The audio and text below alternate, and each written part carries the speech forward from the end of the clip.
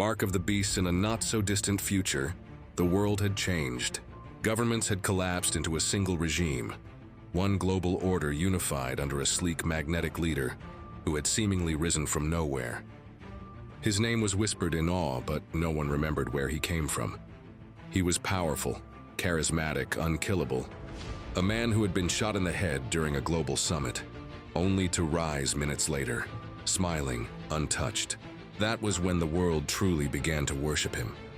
His face, his symbol, his number, 616 or 6666 depending on translation, was stamped on screens, buildings, and eventually human flesh. No one could buy food, water, medicine, or power without receiving the mark, on the right hand or the forehead. It began as a voluntary digital ID, then came the forced mandates, then came the executions. Those who refused were hunted. At first it was subtle. Missing persons, disappearances, then came the open purges. Cities burned with images of the sea beast, a figure that looked almost human, until you saw the flicker of something else beneath his skin. Something ancient, something inhuman.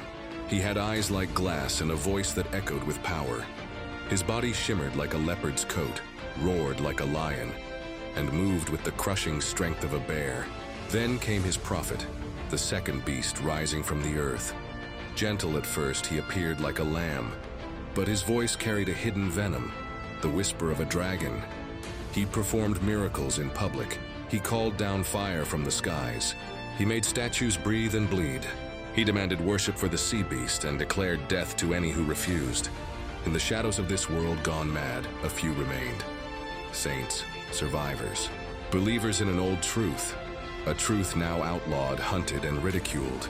They lived underground, hiding in deserts, mountains, and wastelands, always running from the drones, the watchers, and the possessed. At night, the dragon moved in the sky, a massive, coiling shadow that darkened the moon. Not a metaphor, not a symbol, real, red. With wings like smoke and a tail that swept the stars. He laughed when the children cried. He fed on fear and betrayal.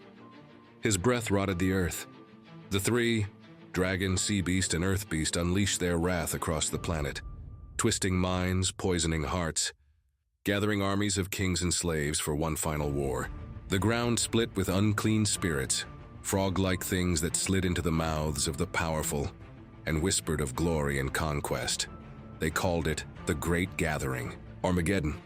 And then, silence. The sky ripped open like cloth. A rider on a white horse descended, crowned in fire, eyes blazing like suns.